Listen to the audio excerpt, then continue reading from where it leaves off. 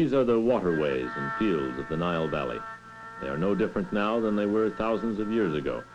And all day long under the sun that seems so close to your head, the fellaheen, the small farmers and the landless laboring peasantry, 20 million of them today, work their fields in ancient, unchanged ways. Nasser had come from a family close to these people. His father had been a sub-postmaster in the village of Kataba, between Cairo and Alexandria. Nasser had been the first Egyptian in well over 2,000 years to rule them, and it had been the burden of his revolution to somehow pull these people out of the past, out of their illiterate, disease-driven, and overworked humiliation. As with all such peasants, the rituals of their bondage, their close and clannish villages, their stern conservative religious faith, kept them at a distance from the revolution. To change them, to bring them into a secular, politically alive awareness of themselves as a nation, that was a task of generations, not years. It is true that Nasser redistributed the land, and it is true that he built schools and hospitals, but life within these huts alongside the road to the Saqqara pyramids did not change. Nasser was one of these people, and for this they loved him ecstatically.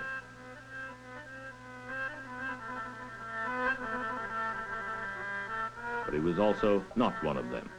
His world, the world of men intent on the exercise of power, was in Cairo.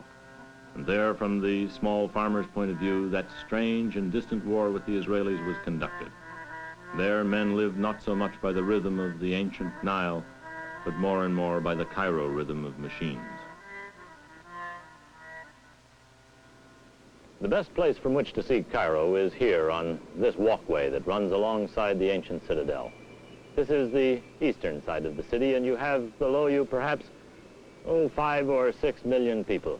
Some in new apartment houses, most in jammed, ramshackle warrens, a whole segment that lives on the roofs, and a few who rent the traditional family rooms that are beside the tombs in the graveyards out in the suburbs. To the west, out across the city and the Nile, there are the pyramids of Khufu and Khafra. And at first you might think that that was a strange place for pharaohs to have honored themselves there in the desert, but the place has a special significance. The pyramids were intended to link the upper and lower kingdoms of ancient Egypt. They were not only symbols of power of the pharaohs, but they were meant to hold the country together, just as Cairo, only 20 minutes away from the pyramids, plays the same role today. 5,500 years separate the pyramids and President Nasser. All those years, and always there have been people here who have thought of themselves as Egyptians. It's a very strange and compelling story, this sense of being Egyptian for all those thousands of years. The special Egyptian tragedy has been foreign occupation. It began in 525 BC when the Persians conquered the land. The Egyptians have endured and absorbed Greeks, Romans, Turks, Arabs, French, British, until in 1952, with the Nasser Revolution, they got their land back. The ruins and relics of the conquerors are scattered here and there in Cairo.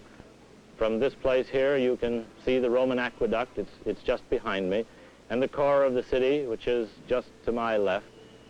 The medieval section, that core is, it's called Al-Kahira, built in 969. And there is the gate to Kahira, Bab Zuela. It's an interesting gate. It stands now as a kind of symbol, though certainly the teeming crowds crushing through never think of it that way. But for hundreds of years, it was the gate of pain and backwardness, hung with rotting teeth, diseased rags, all the monstrous tokens of sickness. For the people believed that any illness brought to this gate would be cured. This gate on which thousands of Egyptians were hung, crucified, maimed. Here, indeed, was a bloody memorial to the everyday life of conquered Cairo.